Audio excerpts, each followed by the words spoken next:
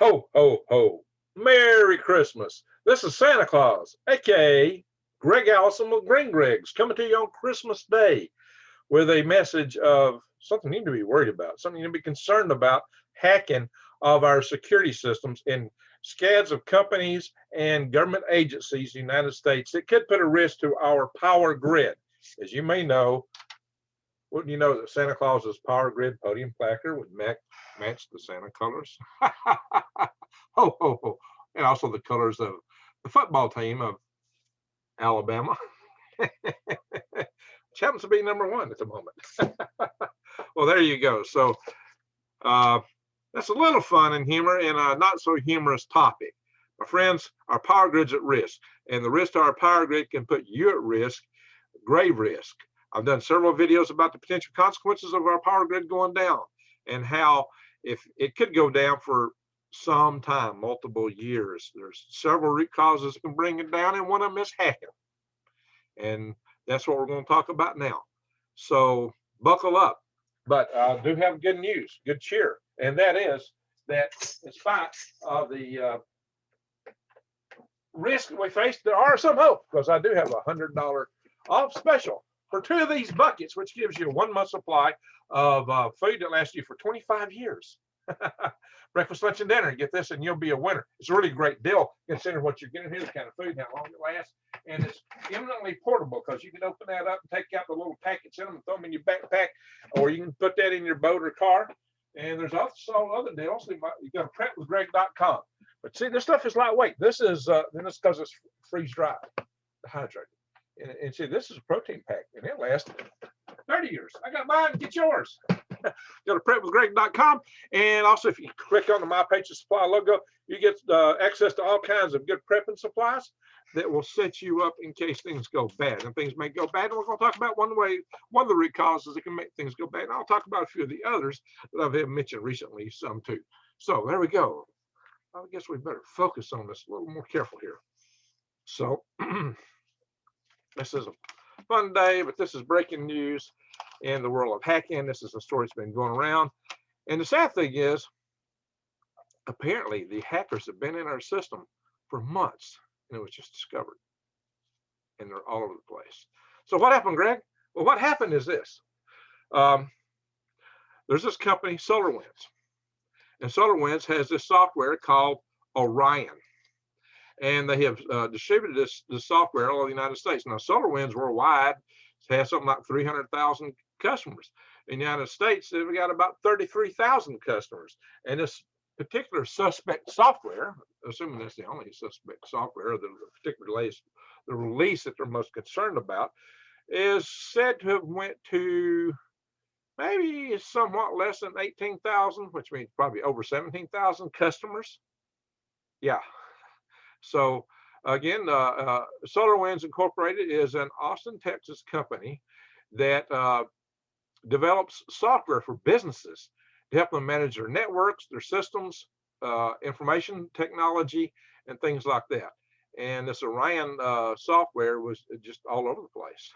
And what this software did is it enabled a back door to let hackers come in to the computers of their clients that had it, and go in and just manipulate the computers. I mean, they could go in and they could see everything. Once you get in this back door, you can install malware. And then that malware is what enables them to look throughout these computers and do other things. But it wasn't actually SolarWinds that discovered this. It was a company called FireEye, which is a cybersecurity company. And apparently they had even been hacking FireEye for some time and had gotten away with it. And it just so happened that they got really aggressive and a little bit chancy. They wanted more intel, more data. So they took a little bit more risk in cutting across files and doing different things. Specifically, apparently they were trying to, they had actually cybersecurity company FireEye employee credentials. That's how good they hacked it. But they were trying to use those credentials to enable them to use some of their own devices in a 2-step authentication process. And they thought they could get away with it, but somehow they got caught when they were crossing some of the other files. And So they were slipping all around this cybersecurity company's stuff. But hey, that's nothing. They hacked not only the Pentagon, but the National Security Agency, the agency that spies on everybody in the world, that listens to all the signals. They hacked the National Security Agency, for Pete's sake. So they hacked all kinds of cyber security outfits, our Pentagon, our Department of Energy. Yeah, you got to worry about our nuclear power plants. You've got to worry about our power grid. They've hacked Fortune 500 companies, over 400 Fortune 500 companies. What kind of trade secrets do they get? What kind of intel do they get? Well, it just so happens that Secretary of State Pompeo indicates that they think the Russians did it, but they can't prove it. I mean, who's been hacking us?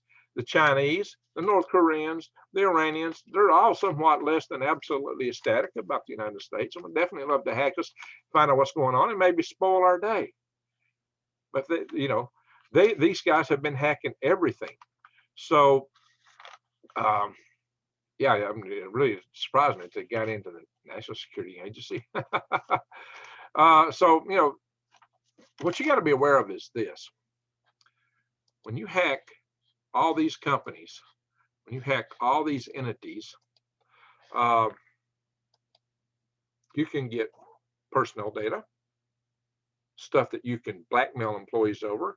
You can get trade secrets, secure, top secret materials, perhaps. Look, you know, every time we build an advanced technology bomber or fighter aircraft, it's just a matter of months or a couple of years, and China's coming out with the same kind of stuff. May not quite be as good, but they come out with very similar stuff. Now, maybe they can look at what we're doing and back engineer some things, but they're just too good at it. They're just too good at copying what we've got, and they do it over and over. Of course, we just discovered China had like 2,000 communist party members embedded within U.S. corporations and the U.S. government. See, that's to be concerned about. Now, there are some systems that are really secure, like the transformers I've warned you guys about, those 200 to 400 ton transformers that if you take them out, there's like 9 of them you can take down our whole grid with. But you know, we got hundreds of them. There's a few that are just really critical, at least the substations there, where sometimes they may have more than one of these transformers. But fortunately, those transformers and some of the assets in nuclear power plants aren't directly on the grid. But when you got people walking around, like, you know, members of CCP, they're embedded in your defense companies and universities and government agencies, all they got to have is this. That's how we defeated the centrifuges with the Stuxnet virus in a cooperation with probably our NSA and the Mossad of Israel. They took USB sticks, got them in the plant, got somebody to stick it in the computer, probably covertly, and bada bing, bada bang, their centrifuge just spun out of control and destroyed them. It ran back some good little bit. The same kind of thing could happen to our large transformers, and you could fry them out. They could cause them to over or underperform, switch too much power. They do a lot of things, how they switch power and loads around. They could really mess them up, fry the systems, and have cascading failures, like happened in a case back in Ohio several years ago, where a tree branch caused a failure. A line was hot, it was summertime, it sagged down and shorted the ground, and next thing you know, you had cascading failures in New York City and all these other places. But what it didn't do was burn out all these transformers. If you force these transformers to burn it, then you're in deep, deep trouble. Oh, we have power outages. Now, you know how the kind I'm talking about. There are other root causes that can do this, but you also got these supervisory control and data acquisition units called SCADAs that control your networks. So you got to worry about those. So those are really sensitive. They can be taken out by hacking.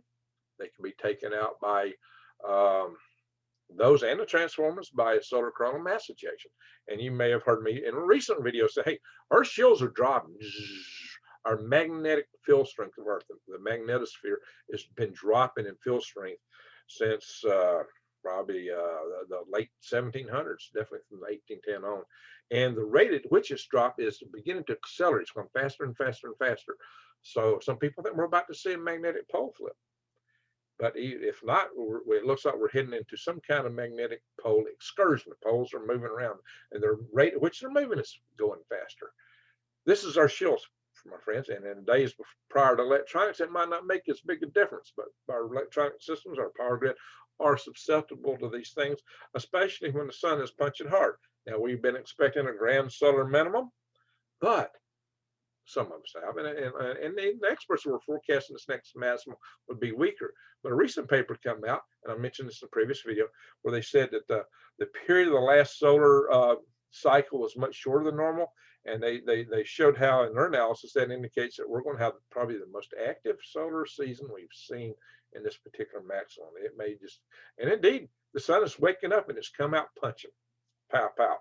So we got to worry about that. And again, with all the international tension in the world right now, you've got to be concerned that we might get an EMP attack, or that they could wake the sleeper cells in the United States to directly take out our power grid.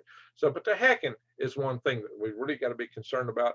And you got to know that we're talking about a multidisciplinary approach. It's what most people think would happen if our power grid is to be taken down. It'll be a combination of hacking, direct ballistic attacks, and maybe an EMP attack.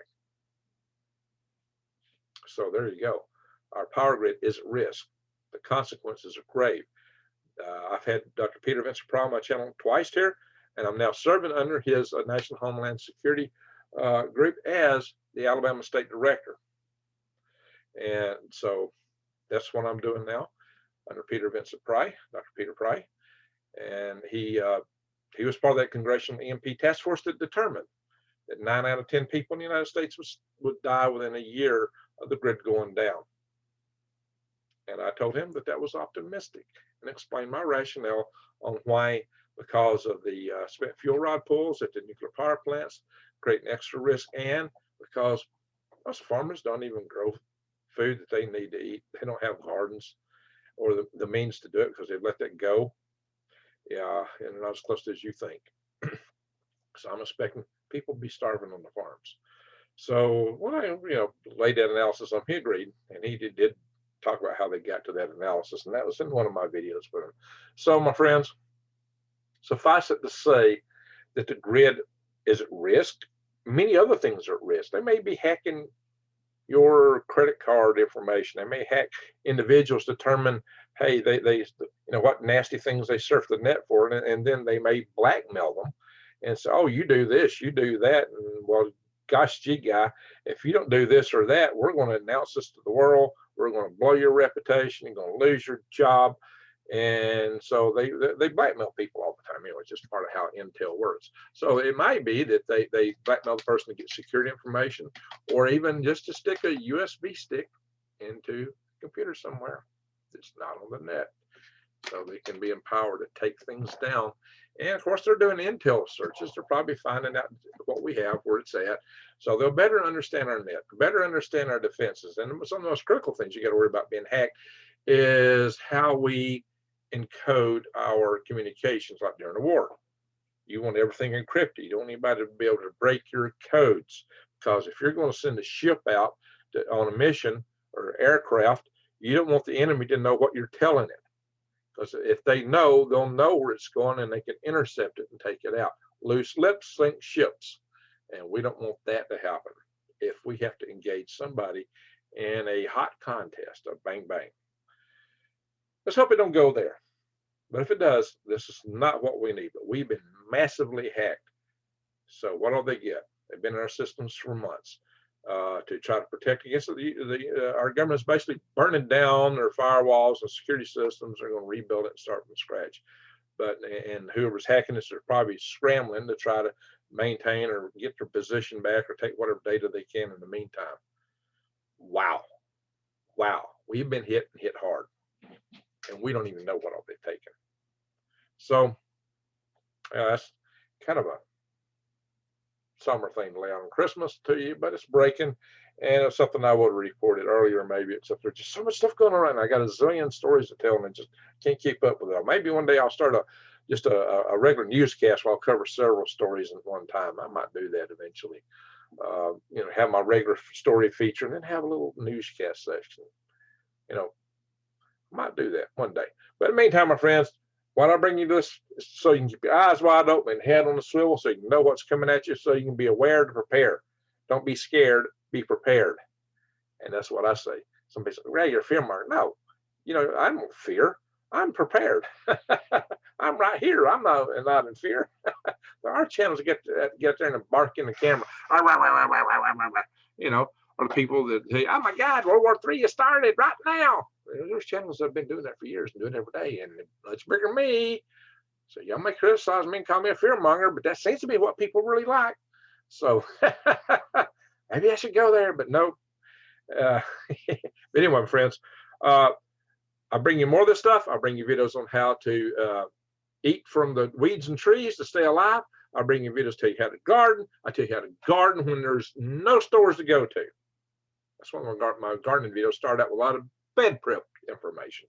It may bore you, but that's what you're going to need to know. And I cover wild medicinals you can grow in your garden.